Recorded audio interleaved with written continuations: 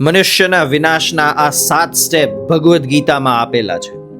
પેલો સ્ટેપ છે, જ્યારે તમે કોઈ બી વસ્તુ વિશે વિચાર્યા કરો છો ને તો એના પ્રત્યેનો તમારે અટેચમેન્ટ ડેવલપ થાય છે, એટલે કે આસક્તિ ડેવલપ થાય છે. સેકન્ડ સ્ટેપમાં એ આસક્તિ જે છે એનાથી ડિઝાયર ઉત્પન્ન થાય છે, કામના ઉત્પન્ન થાય છે. પછી થર્ડ સ્ટેપમાં જ્યારે એ કામના પૂર્ણ નથી થતી ને ત્યારે ક્રોધ ઉત્પન્ન થાય છે. પછી સ્ટેપ નંબર 4માં કારણ કે તમે ક્રોધિત છો ને ત્યારે તમે સંમોહનમાં આવી જાઓ છો, એટલે ક્લેરિટીથી તમે વિચારી નથી શકતા. પછી ફિફ્થ સ્ટેપમાં કારણ કે ક્લેરિટી નથી એટલે સ્મૃતિ વિભ્રમ થાય છે, તમારો જે સાચો અને ખોટો કરવાનો જે વિવેક જે છે એ તમારો જતો રહે છે. અને સિક્સ્થ સ્ટેપમાં જ્યારે તમારો એ વિવેક જતો રહે છે ને ત્યારે તમારી બુદ્ધિ નાશ થાય છે, તમારો ઇન્ટેલેક્ટનો લોસ થઈ જાય છે.